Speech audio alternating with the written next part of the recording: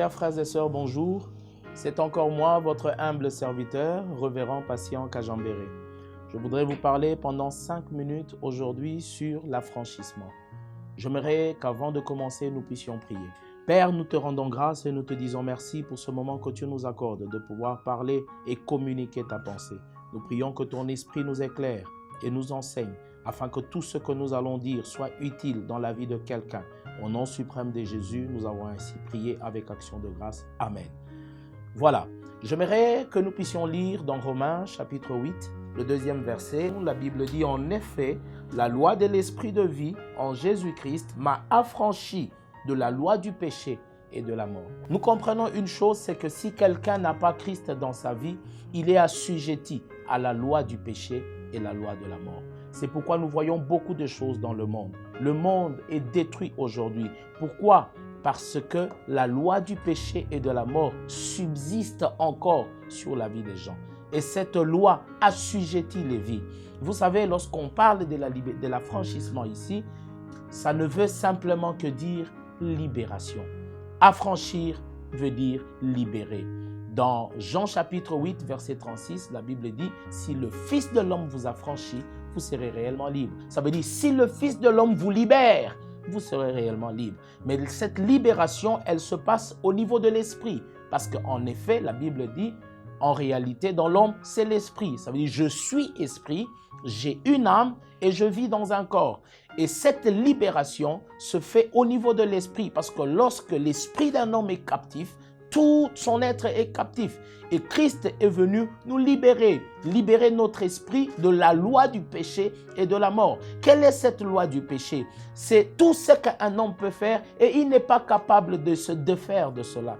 Il y a beaucoup de gens qui ont la volonté d'abandonner des choses, de laisser des choses, mais par eux-mêmes, ils ne peuvent pas. Pourquoi? Parce que la loi du péché et de la mort subsistent. Ils sont assujettis à cette loi-là et cette loi pèse sur eux et ils ne peuvent pas se libérer de ces choses. C'est pourquoi la Bible dit le salaire du péché, c'est la mort. Et toutes ces choses conduisent à la mort. C'est pourquoi ce message aujourd'hui s'adresse à une catégorie de personnes.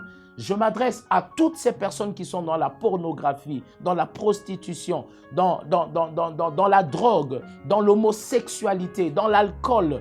Tous ces gens qui ne savent pas comment faire pour se défaire de cela. En fait, le problème, ce n'est pas ce que vous faites. Le problème, c'est l'esprit qui est captif et qui vous permet de faire ce que vous êtes en train de faire. Or, la Bible dit, la loi de l'esprit de vie en Jésus-Christ vous libère de la loi du péché et de la mort. C'est pourquoi la seule façon où vous pouvez vous défaire, la seule manière où vous pouvez quitter cette vie-là, vous pouvez abandonner ces pratiques-là, c'est juste accepter Jésus-Christ dans votre vie. Lorsque Christ vient dans votre vie, la loi de l'esprit de vie vient en vous.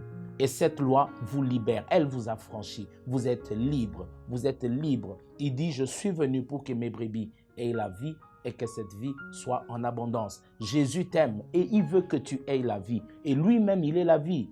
Il est la vie éternelle. Si tu l'acceptes dans ta vie, non seulement il te libère de ces choses-là, mais tu as la vie éternelle, bien-aimé.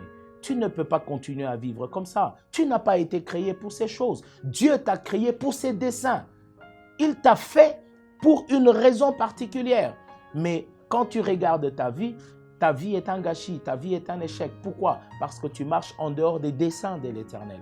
C'est pourquoi aujourd'hui, j'aimerais t'inviter à pouvoir recevoir le Seigneur Jésus afin que la loi de l'esprit de vie vienne en toi et qu'elle apporte la libération. Que tu sois libéré de l'alcool, de la pornographie, de la masturbation, que tu sois libéré de la sexualité, de toutes sortes et toutes formes de captivité au nom suprême de Jésus. Cela est possible. Prie avec moi si tu crois. Si tu veux donner ta vie, si tu veux être affranchi, être libéré, j'aimerais que tu pries avec moi en recevant le Seigneur Jésus dans ta vie et tu verras ce que Dieu va commencer à faire dans ta vie à partir de maintenant. Répète avec moi cette prière.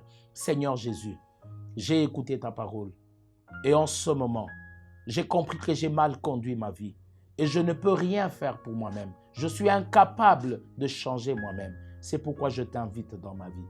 Viens, prends ma vie. Dirige-la. Je t'accepte comme mon Seigneur et mon Sauveur personnel. À partir d'aujourd'hui, Je n'appartiens plus au diable. Je n'appartiens plus à Satan. J'appartiens à Jésus qui est mort sur la croix, qui est ressuscité d'entre les morts et qui vit à la droite du Père.